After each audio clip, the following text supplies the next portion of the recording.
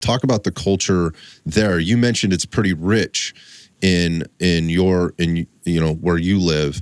I just wonder, what can you tell me about this whole thing? Because I'd like to understand it, and I'd like to maybe, if you can, be a voice for some of those volunteers that are out there, and or encourage people to get involved, because I know there's a need. So what can you tell me about it? Absolutely. So I think it's such a broad topic to truncate into our conversation. However long we talk, I could talk forever about it.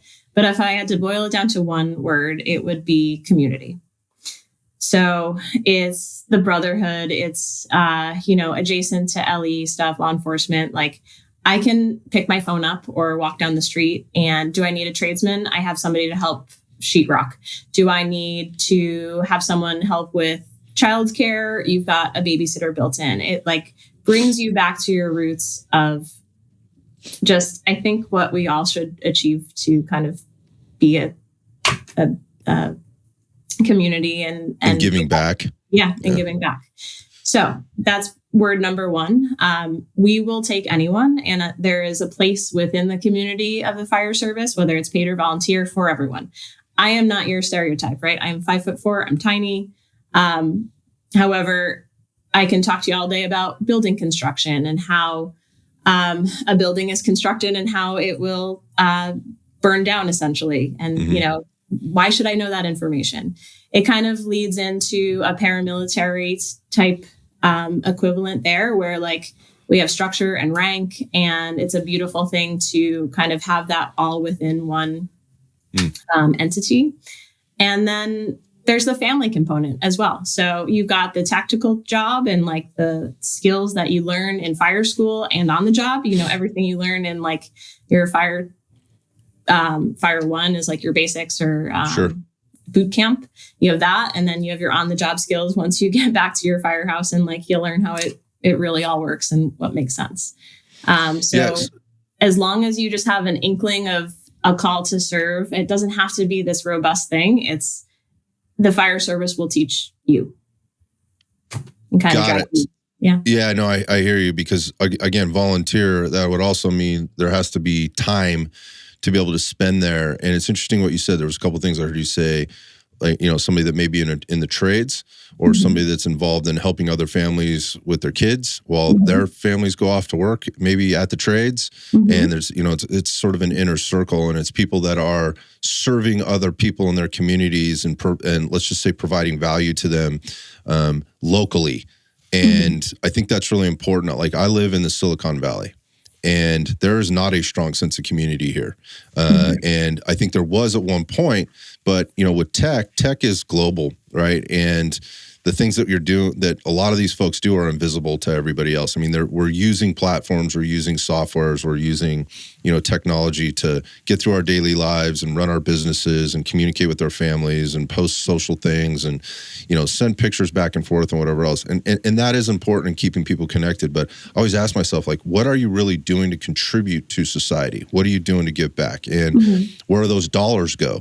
And how are they being exchanged in the community that you live in? And what are you really invested in? And so when I say there's not a strong sense of community, there's not a strong sense of investment in the people that they live near and around, like your neighbor. I remember, shocking to me, it was when I was old enough to kind of remember or to kind of realize what was going on. I was born and raised primarily in California. For a short period of time, for about 4 years, I lived in the state of Utah. As when I was very young, 5 to 8, then at 5 to 7, 5 to 8, moved to Delaware. I lived on the East Coast for about a year, and then moved back to California. So, and here's my experience moving to Delaware on the East Coast. When we moved in, we had people banging down our door with the moving truck outside, bringing us food, bringing us, hey, what can we do for you? Introducing themselves. Hey, I live here. If you ever need anything, here's my phone number, because there were no cell phones or digital stuff back then. Hey, we're having a get together at this particular day and time. You should come by, meet the people. Let's throw a party for you. Welcome to the neighborhood. And to me, that was my first experience with that. I didn't really know any better. And, of course, my parents were wanting to be social and be involved and know their neighbors. So we did all that stuff. There was a community pool. We went down to the pool. There's like a cabana club type thing. Man, everybody went to that pool and everybody hung out and talked. And I say all that to say is it was a very cool experience for me. And I remember it vividly. Then we moved back to California. I swear, we didn't even know who our neighbors were for like the first year. It was very closed off. And that's not to say, and the one neighbor was a law enforcement officer, and that's the one we met first. And I think it was more him wanting to know who was living next door to him. Very good family. It was awesome, but we didn't really have a tight relationship. But the house beyond that, and on right or left, as we got older, like I didn't know those people. There wasn't really that strong sense of community, and where we found that community was in the church, through sports as kids, as we got involved in playing inside the community and the other communities around us, and we developed these relationships. But it wasn't really tight. And now, flash forward, 30, 40 years, it's gotten even more disconnected. And so when I think about like where you're growing up and, long time, and there's a lot of, let's just say there's a lot of, let me make sure I phrase this right. There's a lot of transplants that are here in the Silicon Valley, people from all over the world that come from different communities and different cultures, going back to that word. And while people will say it's very diverse, it is, but it isn't.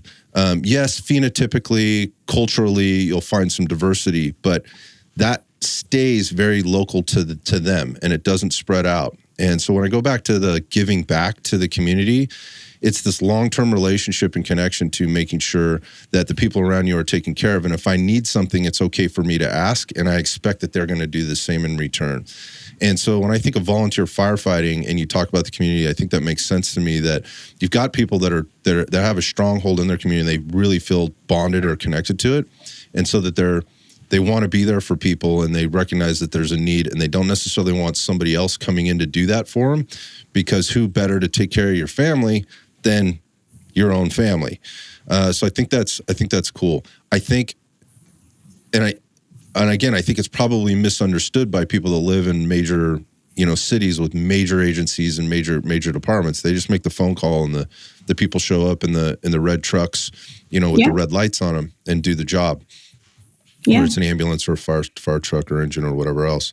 I'm kind of going off here, and this is just my trying to make a connection to this. So what is life like as a volunteer firefighter? Like, talk about the calls, or talk about where you're getting involved. I mean, I don't know. Is there major disaster relief stuff you've been involved in? What can you tell us about your experience there? Yeah. So, I mean, you asked me about my, how I got started. I live in a New York City suburb. So I watched the Twin Towers fall, like from my schoolyard. So we've got some serious stuff going on. From there, it's kind of shaped our call volume within my district. We have a lot of highway, so we have a lot of rescue work. So a lot of extrications from that, and like silly stuff too. I rescued a cat out of a tree. Call that a PR. Literally did that. Yeah, literally did that. Put like the stick up. I didn't personally do it. I'm a little more humble. We sent like a younger guy, but smiled for the photo op with the cat. Gotcha. So everything in between. I think from where I am at in my career, it's not about going now. I'm not a chief or any sort of officer, but it's like the analytical thinking of how to fix this situation that we have. So it's not always brute force. I do a lot with an organization called Man vs. Machine Training. So it's extrication. That's not like getting someone out of a car. It's your wedding ring is stuck on your hand. How can we safely remove the wedding ring from your hand without like taking a finger off? So it's not always like, a big chisel and trying to do it. So creative, innovative solutions to prioritize people more safely. And it's not always putting out fires.